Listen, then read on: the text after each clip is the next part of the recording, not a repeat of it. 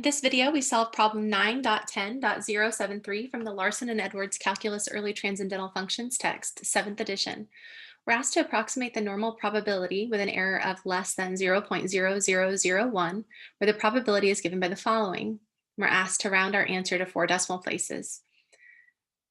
We're told that the probability that an x value, this is a continuous random variable x, lies between these two values of a and b is given by the area under a curve given by this function. It's y equals 1 over the square root of 2 pi times e to the negative x squared over 2. Now, if you've ever heard of a bell curve, this is the curve that they're talking about. Sometimes you'll hear it called a normal distribution, and this is a particular normal distribution with a mean of 0 and a standard deviation of 1. So they're saying that the probability that x lies between these two values is the area under this curve. Now, this is a nice curve. It's a nice continuous function. As x goes to infinity or negative infinity, this expression approaches 0. When x is equal to 0, we've got e to the 0, which is 1, times 1 over the square root of 2 pi. So that's our value right there. And it turns out that this curve is related to the probability that a continuous random variable lies in this range. Now, this is not a function that you can take the antiderivative of using any of the rules that we've studied in this class. U substitution, integration by parts, none of them work. There's no function that you can take the derivative of that will give you an e to the negative x squared back or an e to the negative x squared over 2 back. But we can evaluate this to any desired degree of accuracy using a Taylor series or a Maclaurin series for that integrand. So if I want to evaluate this expression here, they're just asking us to find that probability for x between 0 and 1. So we're just trying to find that area under the curve, which actually represents a probability, which is pretty cool. If you want to learn more about that, you can take a statistics class. In order to approximate that, we're just going to find a Maclaurin series for this integrand, and then we'll evaluate the Maclaurin series at 0 and 1 and subtract. And then after that, we will use what we know about error analysis, like Taylor's formula and the alternating series estimation theorem, to find an upper bound for the error. And then once we find out how many terms we need to include in our partial sum so that our error is less than 0.0001, then we can compute that partial sum and find out what this area is approximately. Okay, so the first thing we need to do is find a Maclaurin series representing this integrand.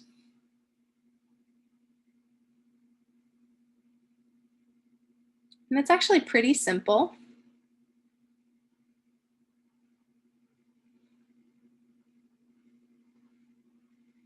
Because we already know the Maclaurin series for e to the x. Always the first one we derive in Calculus 2. E to the x turns out to equal the sum as n goes from 0 to infinity of x to the n over n factorial. And so that's going to be a 1 plus x squared over 2 factorial plus x cubed over 3 factorial, which is 6, plus x to the 4th over 4 factorial, which is 2 times 3 times 4, which is going to be a 6 times a 4, which is a 24.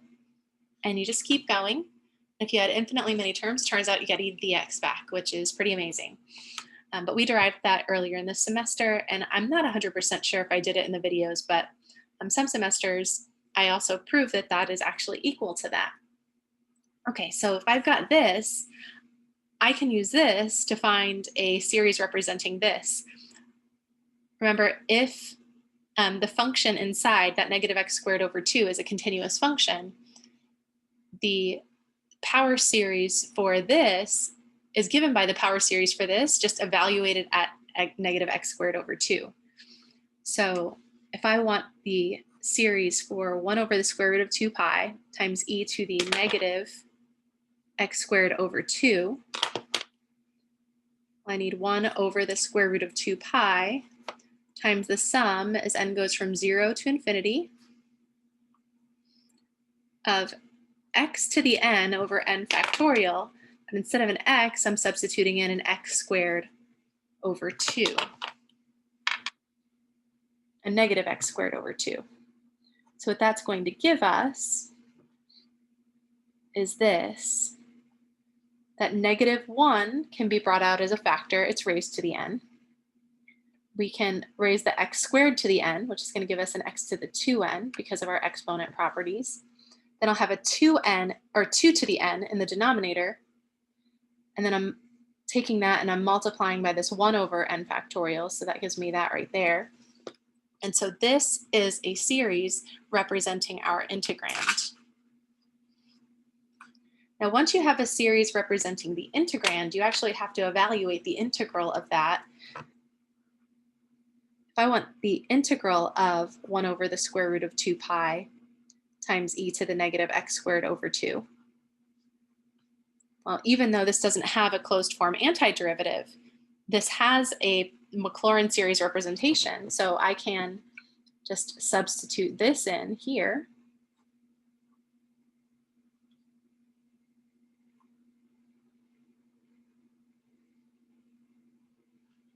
And just anti-differentiate term by term. So that's like taking this expression, or like this expression after we evaluate at different values for n. So when n equals 0, let's see what we get. We'll have negative 1 to the 0, which is 1, times x to the 0, which is 1, over 2 to the 0, which is 1, times 0 factorial, which is 1. When n is equal to 1, we'll have negative x squared over 2 times 1 factorial, so that'll be 2. And then we'll add, when n is equal to the 0, n equals 1, then we'll have n equals 2. So we'll have negative 1 squared, which is positive. Then we'll have an x to the 4th over 2 squared, which is 4. 4 times 2 factorial will be 4 times 2, which is 8. And the next one will be negative. N is 3, we're going to have an x to the 6th. We'll have 2 to the 3rd, which is 8. 8 times 3 factorial is 8 times 6, so 48, and so on. Again, this is our integrand. If I want to evaluate the integral of that, I could just evaluate the integral of that, and that, and that, and that. The antiderivative of 1 is x. The antiderivative of this piece would be negative 1/2 times x cubed over 3. Then we'd have a 1/8 times x to the 5th over 5, and so on. But we want to do that for all of them, all at once. So we're going to write it in this form. Now remember, n is a counter. It tells you which term you're on, but the variable here is x. We're anti-differentiating with respect to x, and then we're replacing x with 0 and 1 and subtracting. So if we're doing that, I bring everything else down.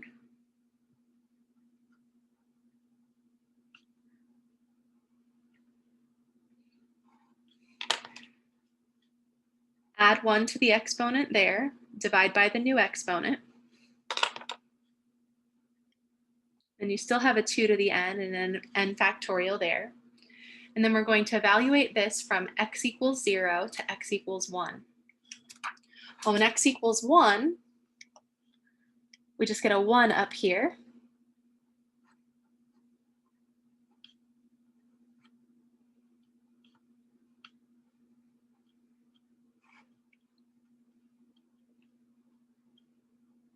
And when x equals 0, remember the antiderivative of this piece is going to be an x. So we're going to get a 0 minus a constant times x cubed evaluated at 0 plus a constant times x to the 5th evaluated at 0. So when I evaluate all of this, or the antiderivative of this, at x equals 0, I'm going to get 0. Or if you plug in x equals 0 here, it's just a sum of infinitely many zeros, which is 0. So this integral, which represents the area under this curve, which is the probability density function for the standard normal distribution, is actually equal to this infinite series. Now, if I want to approximate this area under the curve with an error of no less than 0.0001, well, then I need to think through the alternating series remainder theorem. Now, I think in order to do that, it would be best if we expanded this just a little bit, just so that we can get a better sense of what's going on.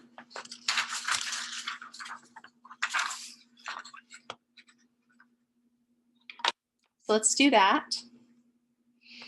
So we have the integral from 0 to 1 of 1 over the square root of 2 pi times this exponential is 1 over the square root of 2 pi times this expression evaluated at n equals 0. So -1 to the 0 is 1. Then we're going to have 1 times 2 to the 0, which is 1, times 0 factorial, which is 1. So when n is equal to 0, we get 1. When n is equal to 1, we have a minus 1 over, that's going to be 3 times 2 times 1 factorial.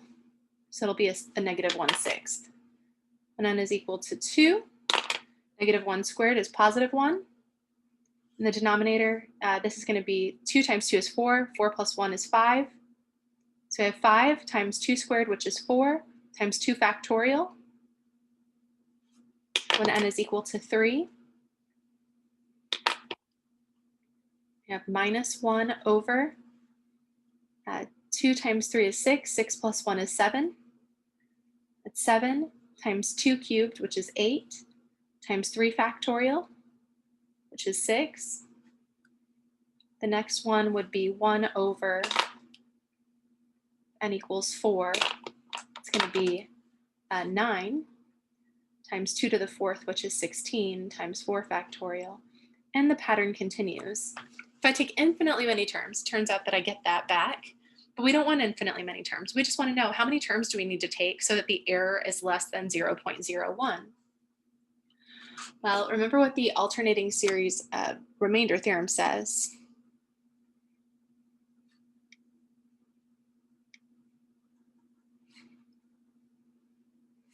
It says that if you have a convergent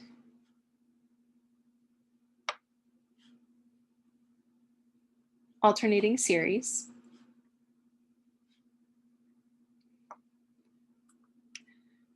that satisfies b sub n plus 1 is less than or equal to b sub n. Now remember, the b sub n plus 1, or the b sub n, is the absolute value of this expression here. So I'm thinking of this as 1 over the square root of 2 pi times the sum as n goes from 0 to infinity of -1 to the n over this. If I take the absolute value of this expression, that's just going to be 1 over this. That's our b sub n. So b sub 1 is 1 over 3 times 2 times 1 factorial. B sub 2 is 1 over 5 times 4 times 2 factorial. B sub 3 is 1 over 7 times 8 times 3 factorial. So I'm just ignoring that positive negative sign flipping thing, that part, and I'm just focused on the numbers here. So this says if you have a convergent alternating series that satisfies this, and we do, I'm not going to prove it, but we could easily prove that if b sub n is 1 over 2n plus 1 times 2 to the n times n factorial, b sub n plus 1 is going to be less than b sub n because the denominator will be bigger and the numerators are the same, so the fraction's smaller. It says, so this series satisfies this alternating series remainder theorem. Then we're told that the actual sum of the series minus the nth partial sum, that's called the remainder, r sub n, is always less than or equal to the next term, the absolute value of the next term, the one that you would ignore. Now, I wish I could tell you that I had a simple formula or a simple way of solving the inequality that we're going to have to solve for n, but I don't because it has a factorial in it. B sub n plus 1 in our case is this expression evaluated at n plus 1, but we're taking an absolute value. So in the numerator, we're just going to have a 1. In the denominator, if n is replaced with n plus 1, we're going to have 2 times n plus 1 is 2n plus 2, plus 1 more is going to be 2n plus 3. Then we'll have 2 to the n plus 1 times n plus 1 factorial. And we want that to be less than 0.0001. So we're saying how many terms do we have to take so that b sub n plus 1 is less than this number? Well, let's think about all the partial sums that we could take. The first partial sum, s sub 0, would just be 1. The second partial sum, S sub 1, is this term plus this term. So that's 1 minus 1/6, or 5/6. S sub 2 is that, at 5/6, plus 1 over 5 times 4 times 2 factorial. So this is 1 minus 1/6 plus 1 over 20 times 2, that's 1 over 40. And we could get a common denominator, but we're in calculus class, so we're not going to waste our time, or I'm not going to waste our time on this video teaching you how to add fractions with unlike denominators, but we get that value. S sub 3 would be to take this term plus this term plus this term plus this term. So we're starting with n equals 0 and going all the way to n equals 3. So it's going to be that. It's going to be the last partial sum plus that next term, minus 1 over 7 times 8 times 3 factorial. 7 times 8 times 3 factorial is 7 times 8 times 6. So we get 336. So I have 103 over 120 minus 1 over 336. Let's see if we can get an exact fraction from this calculator.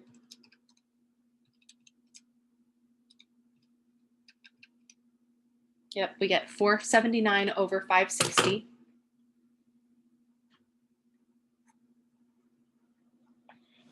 And all of these are approximations to the value of this integral. Well, we want to choose the right approximation so that this b sub n plus 1, that's the next term on the list, is less than 0.0001. So in our case, for the 0th partial sum, the true value of that series minus the 0th partial sum is equal to that 0th remainder, and that's going to be less than or equal to b sub 1. So that's less than or equal to this next term, which is 1/6. And 1/6 is approximately 0.16. Well, it's exactly 0.16 repeating. And that's definitely greater than that. So we're going to have to take more than that first partial sum. If I take S sub 1, so I take the sum of the first two terms, I get 5 over 6. Well, the error with that approximation is this difference, the difference between the true value of the series minus the first partial sum, which is that first remainder. That's going to be less than or equal to the next term, which in our case was 1 over 40. B sub 2 is that guy, or that guy. And 1 over 40 is 0.025. Still quite a bit larger than 0.0001. Okay, let's look at the next one.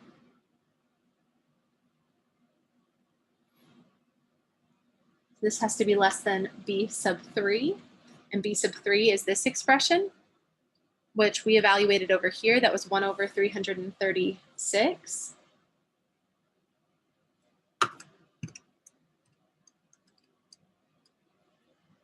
.0029, and then it's something else, and it's like 7/6, and it starts repeating there. Still too large. So now we are at this guy. The remainder for the third partial sum is less than or equal to b sub 4, and b sub 4 is 1 over 9 times 16 times 4 factorial. And 4 factorial is 4 times 3 times 2, which is 24, and we're multiplying by 16 and 9. We get 3,456 in the denominator. 1 divided by that answer is approximately 0.000289. Still greater than 0.0001. So I think we're just going to have to take one more partial sum. So that remainder, when we use the fourth partial sum, which is actually the sum of the first 5 terms, is less than or equal to b sub 5. which is what we would get here, whoops, here, if we plug in n equals 5 to this and just focus on the absolute value. Don't worry about the -1 to the 5th power. So we're ignoring the signs and the b sub n's here. I think I wrote the same thing twice. What I had intended to write over here was that this is equal to -1 to the n times b sub n. I don't know why I did that, but I did. Okay, so b sub 5 is what I get when I plug in 5 to this. So this is 5 times 2 is 10, 10 plus 1 is 11. And then I'm multiplying by 2 to the 5th, and I'm multiplying by 5 factorial. That's 1 over 11 times 2 to the 5th is 32. 5 factorial, I believe, is 120. Yeah, 120.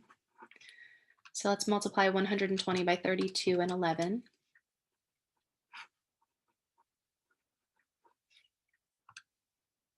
Whoops, 1 divided by that answer, and then we want an approximation. Yes, that is definitely less than 0.0001 because it's 0.00002367 and so on. Okay, so here is where our remainder is. Our remainder is definitely less than this. So that's saying that our error has an upper bound of this value. When we take the sum of the first 5 terms, which is a sub 0 all the way through a sub 4. So we've got 1 minus 1 over 3 times 2 times 1 factorial plus 1 over 5 times 4 times 2 factorial minus 1 over 7 times 8 times 3 factorial. And then the next one was 1 over 9 times 6 times 4 factorial. This is at a equals, or a sub 0, a sub 1, a sub 2, a sub 3, a sub 4. And I'm using a now because a includes the sign, that alternating sign. If you wanted, you could say that this is b sub 0 minus b sub 1 plus b sub 2 minus b sub 3, and so on. But this is an approximation to this integral. So this is an approximation of the area under the curve with an error less than this amount, less than 0.00002367. That's the area. And to find that, we just have to evaluate that partial sum. So we have from S sub 3, that was right here, we had 479 over 560.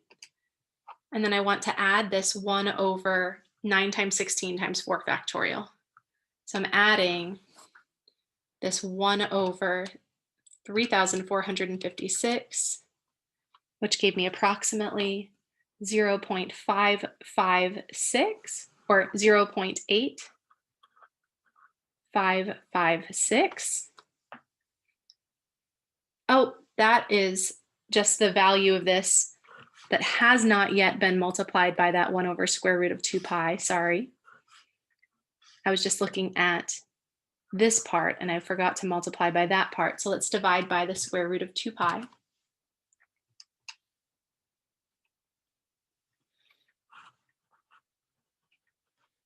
And there we go. We get approximately 0.3414 as the area under that curve if you round to 4 decimal places. So what that is giving you is a probability that some variable, which is has a normal distribution with a mean of 0 and a standard deviation of 1, the probability that that continuous random variable lies between the mean and that first standard deviation above the mean is about 34.14%. And we were able to find that using what we know about infinite series, as well as what we know about the alternating series remainder theorem.